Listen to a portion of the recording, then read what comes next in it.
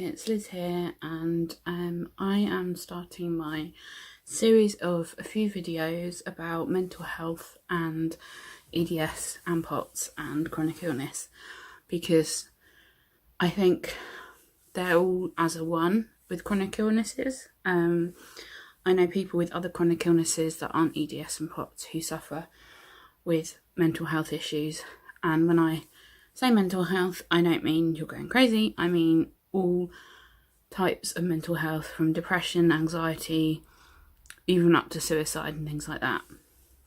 So firstly, I'd just like to introduce myself and why I am making these videos. I've been doing this channel for a while now, and you can go back and look at other previous videos to see the things I've been through in the last year or so. Really, for my own personal experience, the mental health aspect has only been since the start of this year, so about 4 months. But the upside is that I'm feeling better, a lot better. As you can probably tell if you watched my last video on what happened with my lip biopsy, you can probably tell I'm speaking a lot better. But unfortunately, and something I need to probably follow up with hospital, is that this side of my face and my lip, I've got no feeling still, and it feels very lumpy and the muscles aren't working. I can't smile, which is really sad. I still can't eat properly. I can eat fairly normally.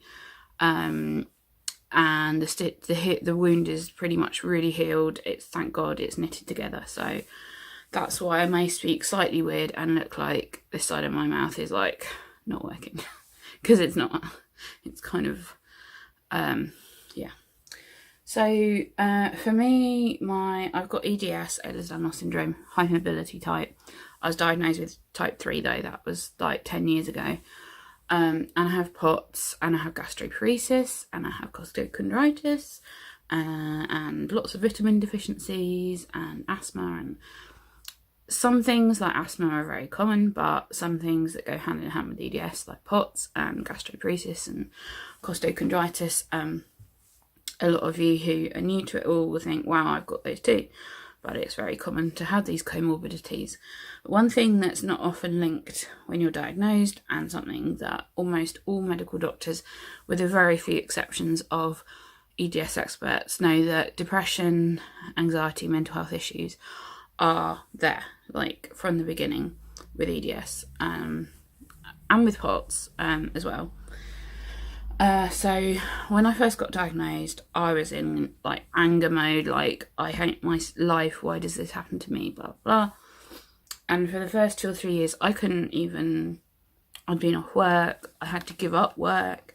And for me, there's lots of different people with lots of different types of mental health issues that have been triggered by different things. So for example, some people might be triggered by just bad experiences with doctors. Some might be not being able to accept the diagnosis, or accept their life is going to be different forever, or being in a wheelchair, that's another one, or needing to use a wheelchair and not wanting to, family and friends, acceptance in them, that kind of thing. It's really just very individual. There's not one size fits all with this. So the only disclaimer I'll make is that I'm not a medical professional. I'm not a mental health expert or in any way. It's just based on my own personal experience with having EDS, POTS, and more recently mental health issues.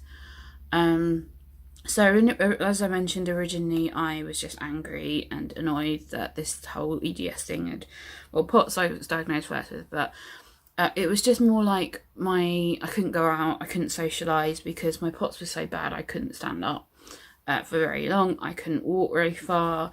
My EDS, I was in pain everywhere. I was getting more and more new diagnoses, and I was like, when's this going to stop? And I was just very angry.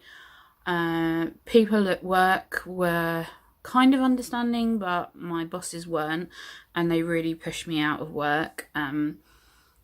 In a way, I'm grateful, because I'm glad I don't have to work there anymore, and I couldn't work anyway, but they just gave me more and more work, so it looked like I was struggling more than I really would have been.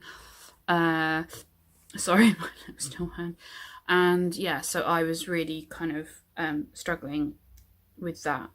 And then in 2011, I had to make the choice to move back with my parents because my housemate moved away and I couldn't afford to live as I was because I wasn't working. I was only working a couple of days a week and living in London's expensive. So I moved back with my parents and my health, thank goodness, improved quite a bit because I was resting. I was on some good medication. I had really good doctors at that time as well. I had Professor Matthias, was my POTS doctor, who, those of you that know him, he's like the world massive expert, like, well, UK, but most people in the world know Professor Matthias. Sadly, he doesn't do NHS work anymore, and he is very soon retiring from private clinic as well. I was under Dr. Kaz at UCH, and I also saw Professor Graham quite soon after. And 2 years after diagnosis, I went to Stanmore, to the Royal National Orthopaedic Hospital there, and I did the inpatient 3-week programme on pain management, and it was really good. And that was, for me, the turning point in me accepting my diagnosis. As part of the course, you can choose to do a extra module, like, not module, but like, you're allotted certain things every day of the week and you tend to repeat them every week. And you can do a psychology thing if you want. But a lot of people, and certainly for me at that time, as soon as you mention psychology or like mental health to someone who's newly diagnosed, who's battled for a diagnosis, who's been told for years it's in your head, you're going crazy, you're a hypochondriac, you don't want to see anyone to do with mental health because you are very wary that you'll get labelled as, again, a hypochondriac, or you're not telling the truth, or that everything you're experiencing is in your head. And some people have had really bad CBT experiences where they've been, someone I know has been forced with POTS, saying that they're fainting because they're worrying too much they'll faint, and they're forced to go and walk around and stand up until they faint, which traumatised them forever. So I can really understand why you wouldn't want to do that. So I didn't, but you'll get followed up every 6 months for a year and a bit, I think, after the programme. You go back in and see the physios and the OTs and like update them. And I'd requested to have CBT because I hadn't got much to lose. I was still feeling a bit like, oh God, like annoyed, I would say, at my diagnosis. But I had met my husband Adam by then, only the year before, that year I think I went, yeah. So I had stuff to live for, like I wasn't in a really low place or anything, but I had 6 months of CBT. Every month I went, once a month, and it really massively helped. It really helped me accept my diagnosis. It helped me accept how my family and friends were reacting to things, because I was really angry that a lot of people weren't understanding. They weren't asking me how I was. They weren't asking me what EDS was. I was like, why don't they care? They are bad people and all this. And I soon learned that to them, some people are caring, some people aren't. And some people are, like, for them, the worst thing they've had, maybe, say, I don't know, the flu. For them, that is genuinely the worst thing ever. And you shouldn't get angry with them if you say you're feeling rubbish because you're EDS, and they say, well, I feel really bad because I've had flu. And you think, oh, that's nothing compared to EDS. For them, it is like the worst thing. And you've got to believe that, really, because it's true. But also, it was, I cut up quite a few people out of my life who were negative, who weren't really being very supportive or nice. And that really helped too. So then fast forward to last year, I basically was, as you know, you have to go back and watch the videos to see, but from October I had a really bad health I had a very rare reaction to the flu jab, because I spent most of last year having gastroparesis issues with my stomach getting worse. and I wasn't eating much, and my body was weak, and my EDS doctor thinks that I got a virus from the flu jab, because they do give you a live virus to fight off. They don't give you the flu in the flu vaccine, that's just to be clear. They give you a live virus of some kind to do with the flu, but my body couldn't fight it, and the virus is like, this is why this is all still swollen here. And my neck pain is a lot better, but it's still there. I still can't sit up for very long. And basically, because I was housebound, sometimes bedbound with it, I was in so much pain, and I felt my GP wasn't listening to me. My GP didn't believe that it was the vaccine that caused it. I'm not an anti-vaxxer, so please don't leave any comments like that, because I don't agree with that. And I basically just got worse and worse and worse, and more isolated, because none of my friends reached out to me at all, except one or two who are always there for me, are always like, you know, because they have EDS too, so they kind of understand. And basically I just felt really low, and one day my doctor was getting better, because he realised how I was just really getting no better at all, and sometimes worse, and he'd have phone appointments with me. And one day my husband had stayed at home because I felt really so bad I couldn't get out of bed, and the doctor called and said, oh, I'll just prescribe you something, blah blah blah, I'm not sure they like he's that bad. And I just broke down on the phone, and I was just like, I don't know what's wrong with me, but I feel completely like just not me, just like I lost all contact with the outside world. I felt like nobody understood me. I felt really just low. And he came round and he decided to put me on an antidepressant, and I was happy to try it because I wasn't happy, and I wanted to be more happy, and I didn't really get anything really at that point. And he also prescribed steroids, because I'd been asking for months, because I'd had a really short, like, week's worth from going to A&E with all this pain, and it had made everything so much better, and he was refusing to give them to me initially. Oh, Mo's come to join me. Hello, Mo. Mo's been my rock as well. He's my carer cat, aren't you? You're a good boy. He won't come on camera because he won't be picked up, but maybe he will. There he is. You're a good boy. Yeah, so basically, he's just left all his fur on the bed. Lovely. He gave me the antidepressants, but he also gave me steroids that would see me through Christmas, because he wanted me to have a quality of life so I could actually see my family, because I wasn't leaving the house at all, at all. I think at one point I'd been in the house over a month without going outside, not even in the back garden, because I can't get out the back step when I'm that bad, because we've got no wheelchair access at the back, only at the front, and I didn't want to go around the front because I was at the stage I didn't want to see anyone. I was too in much pain to sit up for long. I was lying in bed most of the time, and that was not good. And of course, with EDS, I became really deconditioned as well, because my muscles were just like, meh, they weren't working. And I was in a lot of pain. I was taking paracetamol tablets, and it was literally doing nothing. I was taking 2-4 times a day. Nothing was making it better. And over the course of the Christmas period, the steroids massively helped me. In fact, all my pain went, all the swelling went, and my GP couldn't explain why.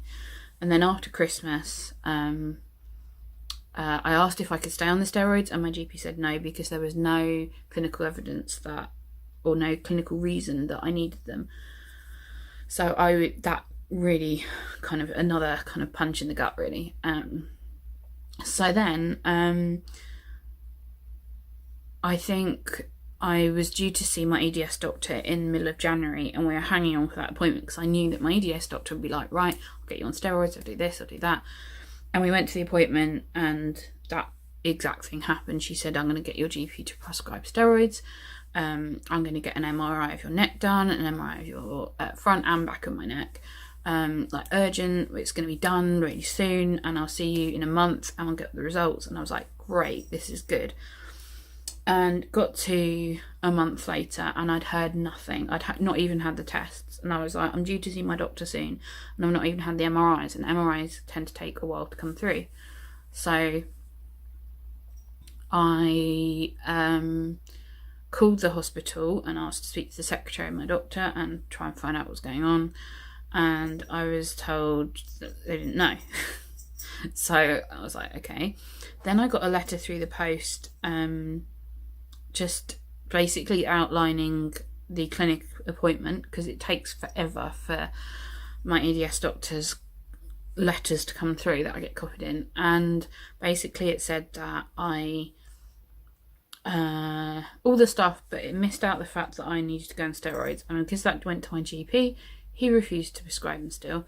And then also it mentioned about having urgent MRIs, but I was like, well, this hasn't happened.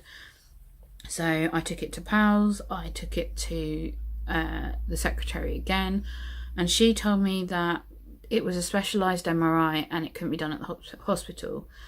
And when I'd gone to see the doctor, she thought I had Sjogren's as well, but she said I could be tested at the Royal Free Hospital for some reason, because they had a Sjogren's clinic.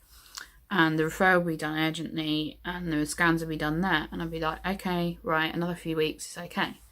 In all this time, I was still in a lot of pain, wearing my neck collar, like, horrific. And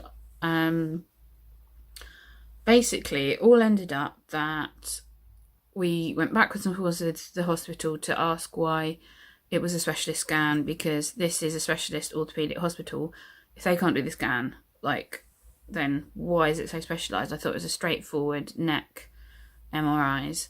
And they said that it wasn't specialised, and that they just wanted the Sjogren's / lupus clinic at the Royal Free to do everything for me. So it went from being really urgent, and I'm thinking, why is it urgent, to ended up being about 2 months, and I still hadn't heard anything from the Royal Free, and I was in so much pain and so low, because I was like, nobody's helping me, my GP's not helping me, there's no sense of urgency. My doctors, the only ones that I trusted, my EDS doctors, who I had known for my whole EDS diagnosis life, so for 10 years, well, it's now 10 years, it's 10 years then, they had been trustworthy and amazing, and they made a massive cock up basically. And because I was already depressed, this sent me down a really dark path, and it was just awful. I remember one day I think my husband was off work for the day, and it was a Tuesday, and I had a phone call from my EDS hospital, and I was like thinking, great, they finally sorted it. And they said that basically there was nothing they could do, had to wait to hear from the Royal Free. I then called the Royal Free to see if they'd received the referral, and after waiting forever to get through, they hadn't even received the referral, which was, bearing in mind, supposed to be done urgently on the 10th of January. It was now the beginning of February, and I'd heard nothing. And I know the NHS is stretched, but this was supposed to be like, I was told there wasn't very long waiting times, there wasn't, it would be done urgently because I was in so much pain. And I was still in pain, and that's when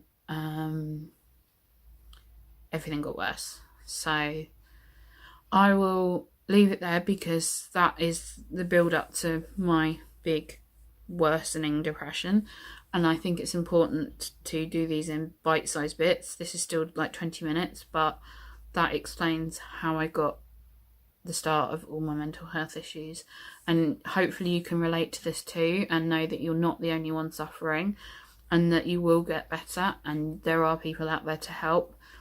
But in the next video I will talk about everything that happened, and then my last video, my third video, I shall do my treatment and how I'm getting better. So hopefully that helps you, and please click the subscribe button so you get, and hit the bell notification so you get notified when the next video in the series starts. I'll be posting throughout the course of a week, so probably one every 2 days. So I hope you're all okay and not too traumatized by my video, and I will speak to you soon. Bye.